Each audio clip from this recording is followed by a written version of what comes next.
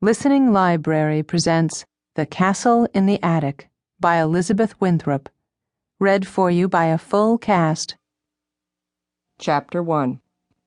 On Monday afternoon, Mrs. Phillips was waiting for William at the kitchen door. He came in, shaking like a dog and blowing the raindrops off the tip of his nose. I still can't do it. She looked disappointed. What do you mean? He's added an Arabian dive roll at the end of my floor routine. Before I even get through the handsprings, my legs feel like jelly. I'll just have to help you practice some more. She turned back to the sink. Lots of work to do. We don't have that much more time. The meet is still 6 weeks away, He said as he hung his dripping poncho on the hook by the door. Sit down, William. There's something I have to tell you. Her voice was formal, distant. He sat on the stool and wiped off his face with the towel she handed him. I'm going to be leaving the end of this month. For vacation? No, for good. I'm moving back to England to live with my brother. Why? It might seem silly to you, but I'm homesick, even after all these years. And you're getting old enough to take care of yourself.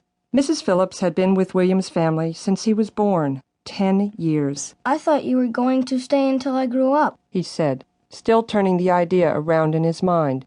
He couldn't seem to absorb it. She sat down at the table across from him. Look at me. He shook his head. If he looked at her, he might start crying. William, you're 10 years old. You can take care of yourself now. How do you know? He shoved his chair away from the table. You're not going to leave me. I won't let you. He ran out of the room before she could say anything else. Mrs. Phillips owned two things that she really cared about. One was the picture of her husband, who'd been killed in World War II, and the other was her mother's pearl circle pin. When she went home to her little apartment in town on weekends, she left these two objects at William's house, where she thought they'd be safer. When I die, William, She often said. be sure they bury me with my picture and my pin. On Saturday morning, William took them and hid them in the shoebox that held his rock collection. He knew Mrs. Phillips would never leave without them. She must have noticed they were gone right away, because the first thing she always did on Monday morning was open her top bureau drawer and take them out. When she picked him up from gymnastics practice in the afternoon, she looked at him for a long time without saying anything. He got all ready to lie, but she didn't bring up the subject. On Tuesday, his father and Mrs. Phillips stopped talking the moment he walked into the kitchen. Hello. William said brightly. Mrs. Phillips turned away without a word.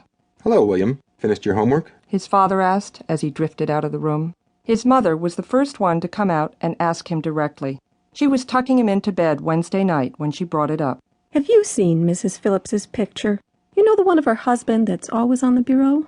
It's missing. No. Said William. He pulled his bear up over his face. Well, will you please keep an eye out for it? She's also missing a pearl pin that was left to her in her mother's will. Maybe the man who came to fix the furnace last week took it. His mother rambled on, but William wasn't listening.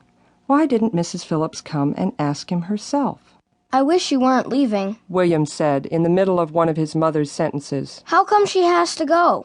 She misses England, William. That's where her brother lives. When you get older, I guess you want to go back to your family. But we're her family, aren't we? As close as we can be, William, without sharing the blood. His mother said. She's been with us for 10 years. That's a long time. She leaned over and hugged him. Good night. I'll see you in the morning. Mom, He called as she started out of the room. she won't leave without her picture, will she? She told me she wanted to be buried with it. His mother stopped and thought for a minute. She's made up her mind to go, William. I think she'd even leave her picture behind if she had to. On Friday afternoon, when William got home from school, he tiptoed into Mrs. Phillips's room and put the picture and the pin back on her bureau. When he turned around, she was standing in the doorway. Neither one of them spoke for a long time. I thought it would make you stay. He said at last. That's what I thought you thought. She said, putting out her arms. William went and buried his nose in her newly washed dress. He cried a little. She pushed the dark hair off his forehead, swaying back and forth as she hugged him. William held back his tears with his parents, with the boys at school, even with Jason, his best friend, but never with her. You have a gentle heart. She once told him, as if that were a good enough reason for a 10-year-old boy to cry. He pulled away and blew his nose with the linen handkerchief she handed him from her pocket. I'm not giving up. I'll think of something else to keep you here. Good, She answered, laughing. I like my men to fight over me, but I've got a few weapons of my own. When you come home from school on Monday, I'll have a surprise for you. What kind of a surprise? A big one.